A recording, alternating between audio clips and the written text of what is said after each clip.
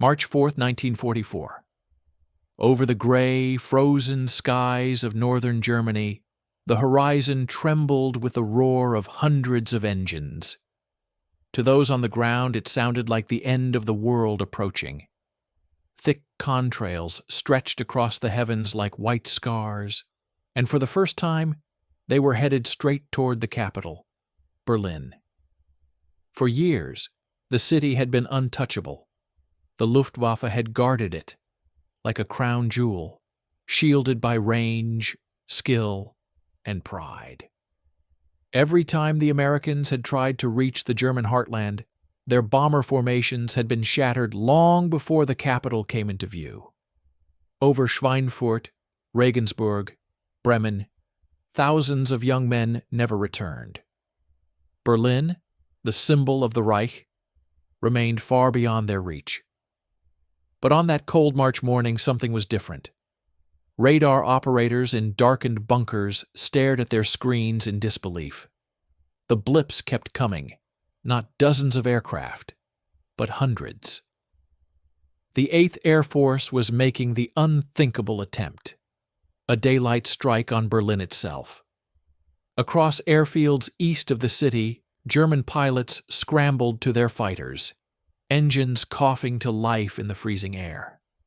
At Verneuchen, at Wittenberg, at Jüterbog, squadrons of Messerschmitts and Focke-Wulfs climbed into the clouds, confident they would once again turn the sky into a slaughterhouse. They expected the familiar pattern: slow, high-flying B-17s and B-24s, vulnerable and unescorted once they crossed deep into German territory. The Americans' fighters had always turned back near the border. Their range simply couldn't carry them farther. That invisible line, the fighter limit, was what had protected Germany for so long. Beyond it, the bombers were alone, and the Luftwaffe ruled the air. But when the first German formations reached altitude and spotted the silver glint of aircraft far above, something felt wrong. The shapes were different. They weren't the bulky silhouettes of bombers, nor the stubby frames of thunderbolts. These planes were sleek, fast, almost elegant, and they were flying alongside the bombers, not behind them. At first, the Germans thought it was a trick of the light. "Mustangs? Impossible," one pilot reportedly said over the radio. "They can't be here." But they were. The P-51 Mustangs had finally arrived over Berlin. With their drop tanks and the powerful Rolls-Royce Merlin engines, they had shattered the one advantage Germany had left: distance. The Luftwaffe's safe zone, the space where they had hunted bombers with impunity, was gone overnight. As the German leader of one formation dove toward the bombers, tracer fire ripped through the sky. A flash of silver streaked past him, a Mustang on his tail, diving out of the sun. The Me-109 rolled hard, but the American pilot stayed with him, matching every move. In seconds, the hunter had become the hunted. All across the northern German sky, radio chatter dissolved into panic. "They're not Thunderbolts! They're too fast!" another voice shouted. "Mustangs! Over Berlin!" Dogfights erupted at 20,000 feet, twisting trails of smoke and contrails marking each desperate maneuver. The P-51s darted through the melee, protecting the bombers and cutting into the Luftwaffe's formations with ruthless precision. For the first time, American fighters were there to finish what the bombers had started. From the ground, Berliners could see the flashes above the clouds, explosions blooming like small suns. The sound rolled over the city in waves. Hours later, when the last engines faded into the west, smoke still hung over the rooftops. Dozens of German fighters had not returned. Entire squadrons had been shredded in a battle they had once considered routine. For the first time, the Luftwaffe realized that the war in the air had changed, not gradually, but in a single morning. That night, as pilots gathered in their barracks, silent and shaken, one officer recorded in his logbook a single, haunting sentence. Today, the Americans brought their angels with them. March 4th, 1944, the day the Mustangs appeared over Berlin, and the day the Luftwaffe began to understand that their time in the sky was ending. Before the Mustangs came, the war in the skies over Europe was a slow and bloody war of endurance, one that the Allies seemed to be losing. By 1943, the U.S. 8th Air Force had filled the English countryside with airfields and crews. From East Anglia to the Midlands, rows of olive-drab bombers stood ready, their noses painted with names like Memphis Belle, Hell's Angels, Thunderbird. They represented the industrial might of the United States, the promise that air power alone could cripple Nazi Germany. But when the bombers crossed the Channel, promise often turned into tragedy. The strategy was simple in theory and brutal in execution. Fly by daylight, attack with precision, destroy Germany's factories, oil plants, and transport networks until the Reich could no longer fight. The B-17 Flying Fortress and the B-24 Liberator were built for that mission, tough, heavily armed, and able to absorb terrible punishment. Yet even the most heavily armed fortress was no match for the swarms of German fighters waiting beyond the range of Allied escorts. At that time, the only fighters capable of accompanying the bombers were the P-47 Thunderbolt and the twin-engine P-38 Lightning. The Thunderbolt was a beast of an aircraft, fast, rugged, and deadly at low altitude, but it was heavy and burned fuel too quickly.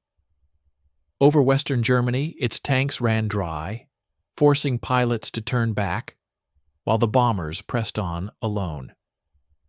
The Lightning had the range, but it was temperamental. Its engines froze in the European winter, and the crews who flew it often paid with their lives for mechanical flaws. The Luftwaffe knew exactly where the escort fighters would have to turn for home. Beyond that invisible line, the bombers became prey. German radar and controllers would vector in waves of Focke-Wulf 190s and Messerschmitt 109s, fast, agile, and flown by veterans who had been fighting since 1939. The results were catastrophic. On missions to Regensburg and Schweinfurt in 1943, American losses reached nearly 60 bombers in a single day, hundreds of airmen gone, burning in the sky or falling captive over German fields. The Luftwaffe's aces, men like Adolf Galland, Walter Ossow, and Egon Meyer, became legends, their kill tallies rising with each raid.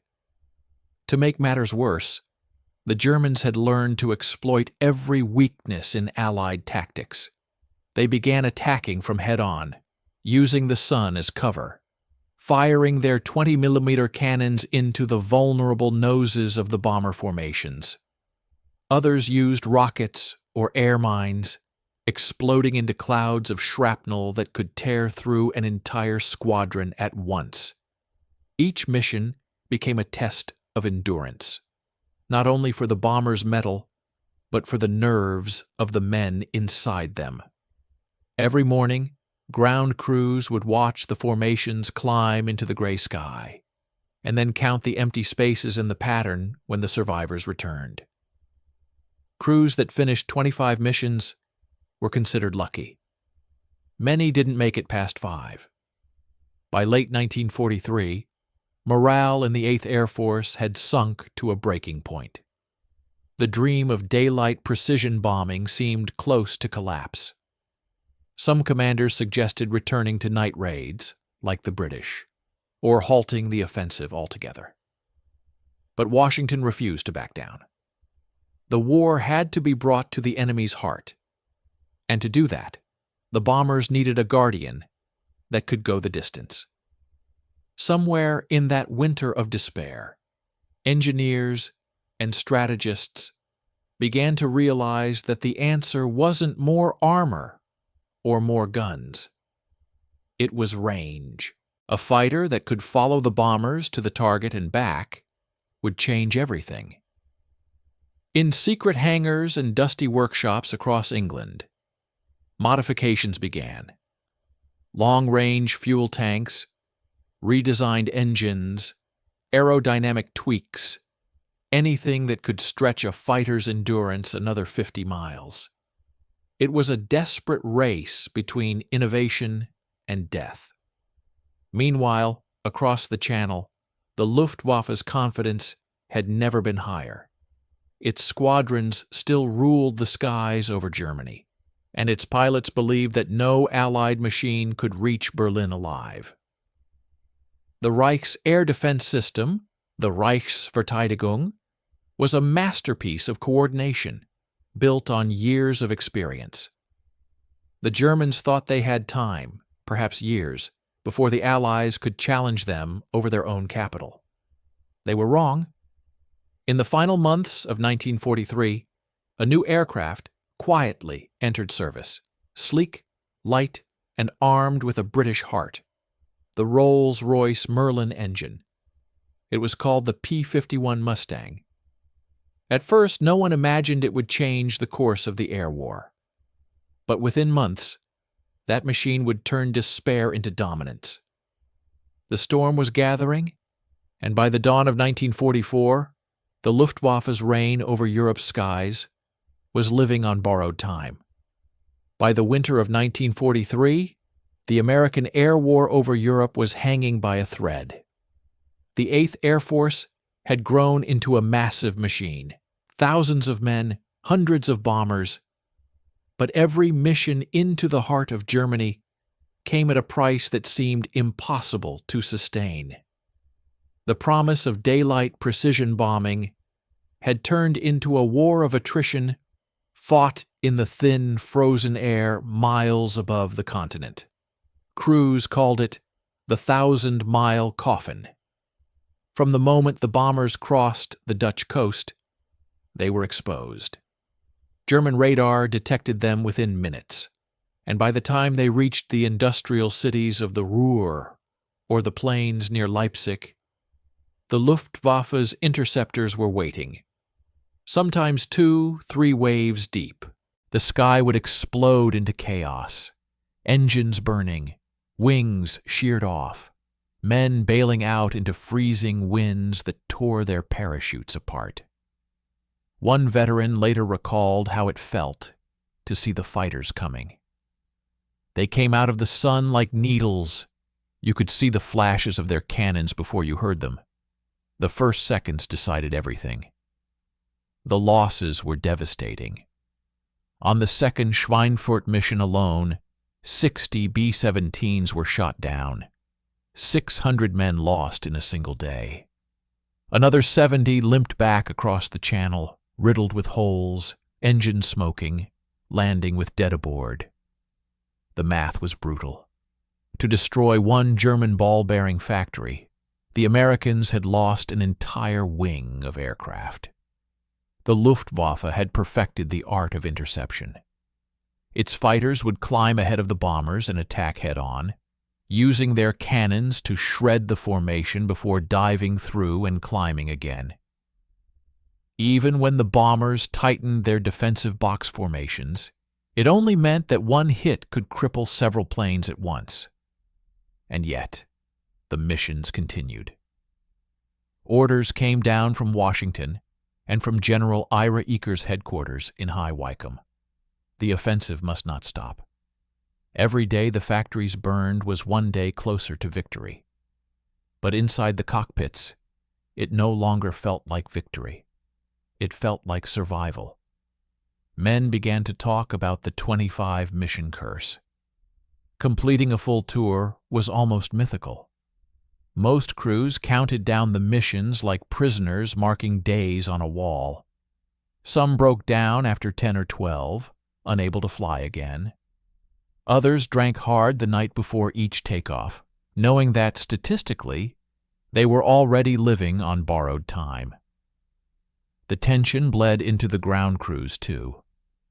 Mechanics grew silent as they watched planes disappear into the clouds. They would leave the empty beds untouched in the barracks. A quiet superstition, a small act of respect. Every airfield had its ghosts. By late 1943, even high command could no longer ignore the truth. The bomber losses were unsustainable. The Luftwaffe, though stretched thin across multiple fronts, was still inflicting wounds that the Allies could not afford. Every new pilot trained in the U.S. took months to reach England. Every veteran lost over Germany was irreplaceable. Tactics had reached a dead end. The Thunderbolts could escort the bombers only to the Rhine. The Lightnings suffered mechanical failures at high altitude. Beyond that line, over central Germany, the bomber formations were alone in a sky ruled by their enemy. In October and November, the casualty reports read like obituaries. The Black Week of October 1943 cost the 8th Air Force more than 140 bombers in 5 missions. At briefing tables, officers tried to hide the truth behind STA, the Luftwaffe's propaganda machine, celebrated each victory. Radio Berlin mocked the flying coffins of the Americans and promised that any plane daring to approach Berlin would fall in flames before it ever saw the city. The message was not just for morale. It was a warning, one that echoed through every Allied airfield across England. Even in Washington and London, doubts began to creep in. Was the daylight campaign worth the price? Could any Air Force, no matter how determined, sustain such losses indefinitely? But there was no turning back. The strategic bombing campaign had become the cornerstone of Allied strategy. To abandon it would mean admitting that the doctrine of air power, the belief that industry and morale could be broken from above, was a failure. Still, behind the scenes, a small number of commanders and engineers were beginning to whisper about change. Something had to give. If the bombers were to survive, they needed protection, real protection, all the way to the target and back. That idea, simple yet revolutionary, began to spread like a spark among air crews and planners alike. The old ways had reached their limit. The next phase of the air war would demand something completely new, a fighter that could cross the line, challenge the Luftwaffe in its own backyard, and come home again. No one yet knew it, but the shape of that salvation already existed. Sleek, silver, and waiting quietly in a corner of an English airfield. In the closing weeks of 1943, when hope seemed to fade from the airfields of England, the answer arrived quietly, not with fanfare or ceremony, but with the low, confident purr of a new engine. It was a fighter that looked unlike anything the Americans had flown before. Long, elegant lines, a canopy that gave perfect vision, and under its sleek frame, a heart borrowed from Britain, the Rolls-Royce Merlin engine. Its name was the P-51 Mustang. At first, few paid attention. The Mustang had existed in earlier forms, used mostly for reconnaissance and ground attack. It was fast and beautiful, but its previous engine had lacked power at high altitude. Only when the British engineers proposed fitting it with the Merlin, the same engine that gave the Spitfire its legendary climb, did the airplane become something entirely new. The transformation was immediate. With the Merlin engine and new drop tanks mounted under its wings, the P-51 could now fly higher, faster, and farther than any American fighter before it. It could follow the bombers not just across France, but deep into the heart of Germany, to Leipzig, to Hanover, even to Berlin itself. Yet despite its promise, the Mustang's debut was met with skepticism. Some commanders doubted its range. Others questioned whether its lightweight frame could survive the brutal punishment of air combat. General Ira Eaker was cautious. General Jimmy Doolittle, who would soon take command, saw something else, an opportunity to turn the tide of the entire air war.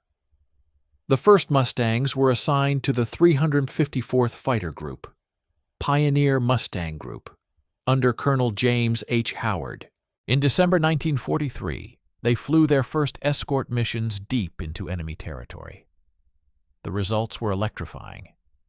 The bombers that had once flown alone now had guardians.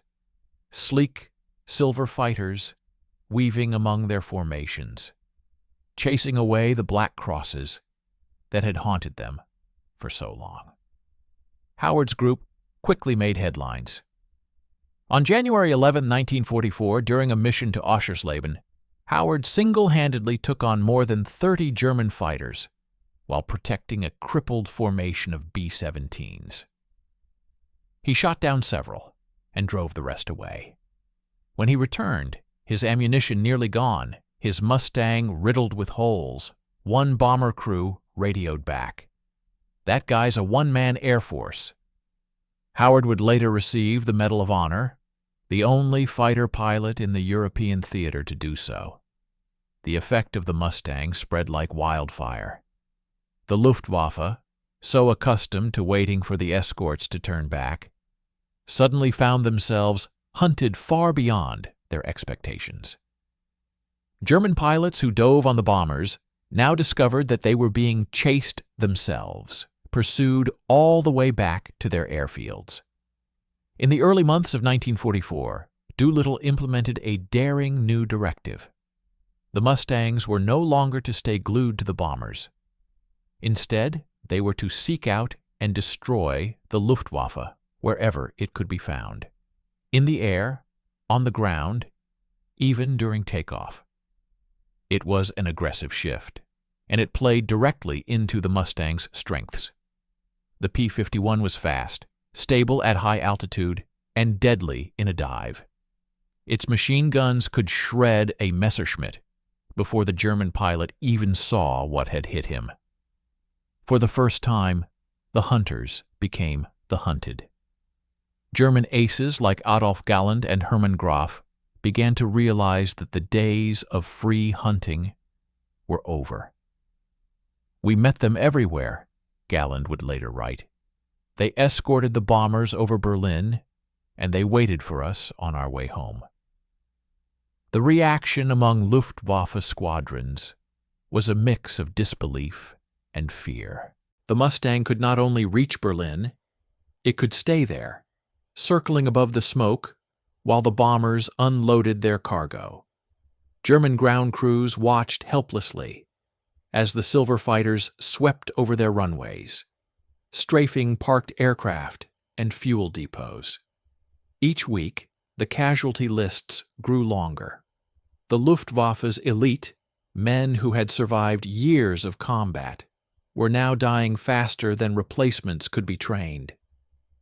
For the first time since 1939, Germany's air defense system began to collapse from within. Meanwhile, in England, the morale of the bomber crews soared. The once terrifying stretch beyond the Rhine, the dead zone, was no longer a death sentence. Pilots began to report seeing Mustangs at their wingtips even on the return journey, a sight so new that some crews wept when they realized they weren't alone. The shift was psychological as much as tactical. The Mustang was more than a machine. It was a promise that the Allies could finally strike the enemy on equal terms. And so, on March 4, 1944, when the P-51s escorted American bombers all the way to Berlin for the first time, it wasn't just another mission. It was the breaking of a spell, the day the Luftwaffe realized that the shield of distance was gone forever. That morning, German pilots looked up and saw something that chilled them more than the sight of the bombers. They saw American fighters where no American fighter should have been. The Mustangs had crossed the line, and with them, the balance of the air war had crossed it too. From that day on, the skies above Europe would never belong to Germany again. By the spring of 1944, the sound of war over Europe had changed. What had once been the thunder of bombers flying into a storm of flak and fighters was now the hum of confidence, the knowledge that, for the first time, the sky might finally belong to the Allies. The Luftwaffe was still dangerous, still capable of inflicting terrible losses, but its dominance was gone. The American 8th Air Force, now equipped with hundreds of P-51 Mustangs, pressed the advantage relentlessly. What began as cautious escort missions became full-scale air superiority operations. The strategy was no longer about survival. It was about annihilation. Every day, waves of bombers crossed into the Reich, their formations shadowed by glinting Mustangs. German pilots, once the hunters of the skies, now found themselves on the defensive. They took off, knowing that somewhere above the clouds, invisible until it was too late, a Mustang might already be waiting for them. The new tactic, ordered by General Doolittle, was mercilessly effective. Fighter groups were instructed to free hunt, to seek out the Luftwaffe before it could even reach the bombers. American squadrons roamed deep into enemy territory, striking airfields, rail lines, and fuel depots. It was total aerial warfare, and it began to strangle the German Air Force from within. The losses were catastrophic.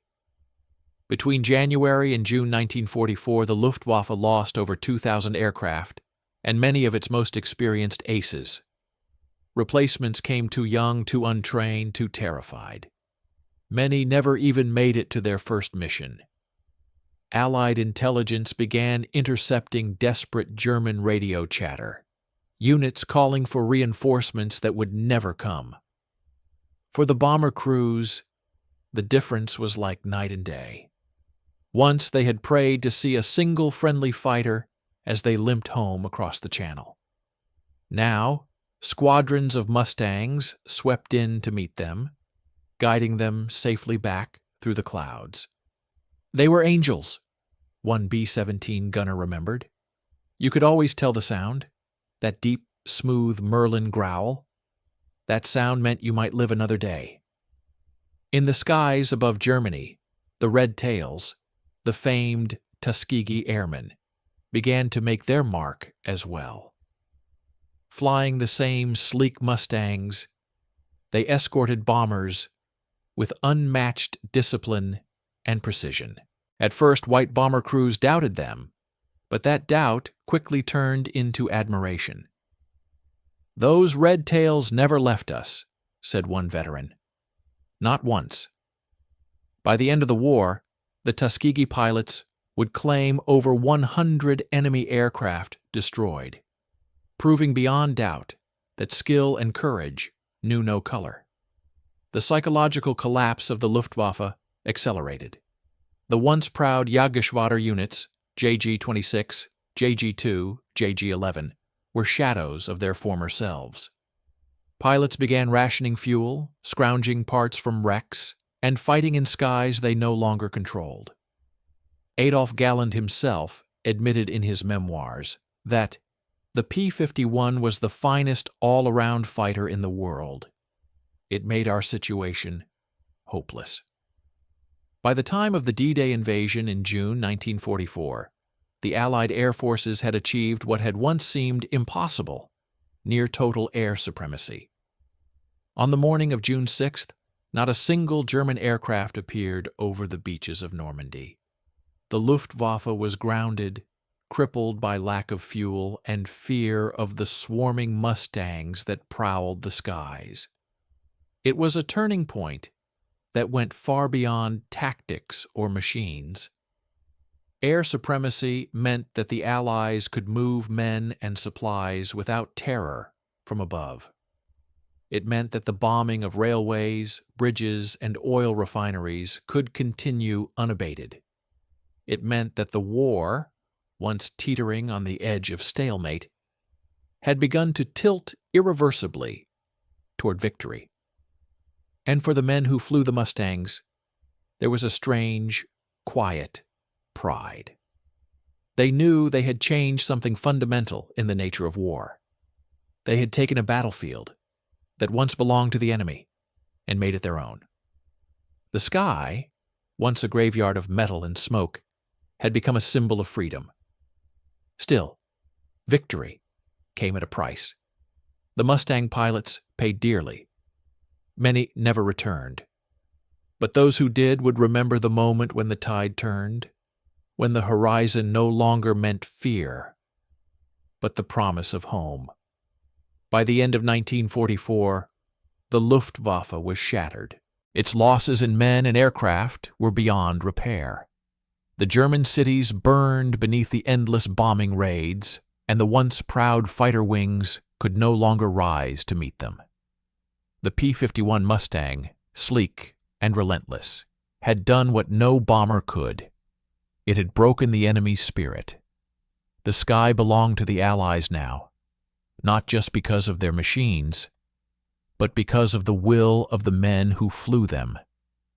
They had fought not just for airfields and missions, but for control of the very heavens. And somewhere, high above the ruined cities of Europe, the silver Mustangs still roared through the clouds, the sound of victory itself.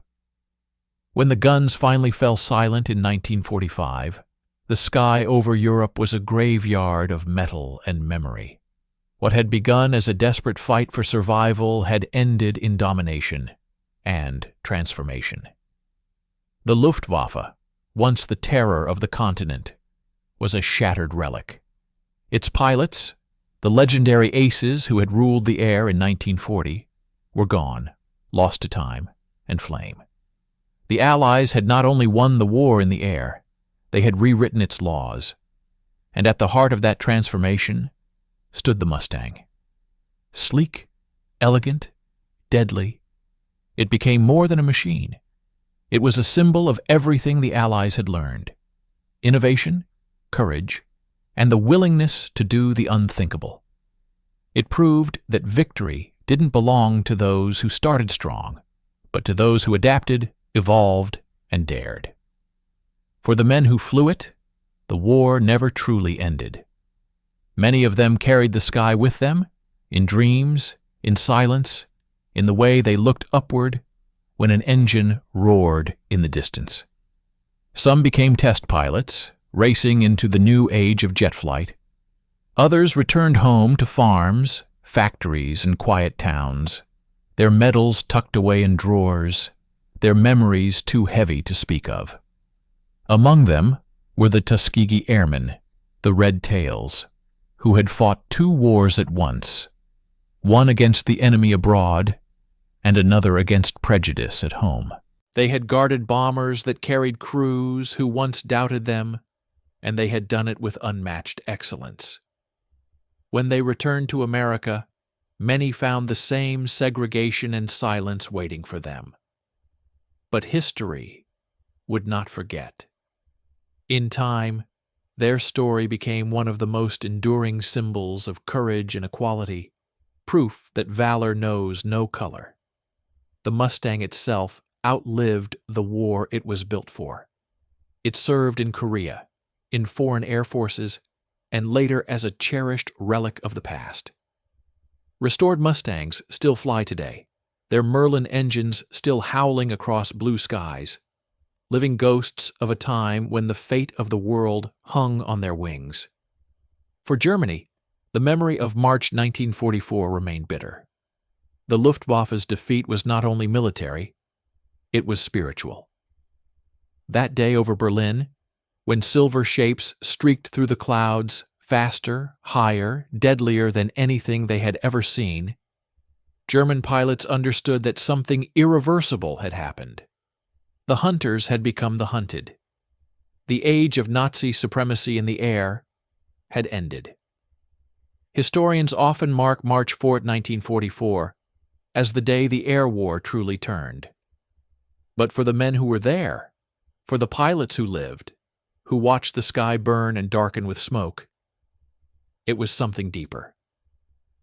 It was the moment when hope returned to Europe, carried on silver wings. The legacy of that day is not written only in numbers or victories, but in what it revealed about human nature. That innovation is born from desperation. That courage is the bridge between fear and freedom, and that even in the darkest storm, there are those who will rise, not because they are ordered to, but because they must. Every war leaves behind more than ruins. It leaves echoes of choices, of sacrifice, of the fragile beauty of survival. And if you listen closely, on a quiet morning, you might still hear them. The low growl of a Merlin engine somewhere far above. The glint of sunlight on polished wings. The sound of a generation that fought not just to win a war, but to prove what humanity could be when pushed to its edge. The P-51 Mustang was not merely a plane, it was a promise, forged in steel and fire, that freedom would always find its way back into the sky. And on that cold day in March 1944, when German pilots first saw those silver wings over Berlin, they weren't just witnessing the arrival of a new aircraft. They were witnessing the beginning of the end and the dawn of a new era, when the sky would forever belong to those who dared to dream it theirs.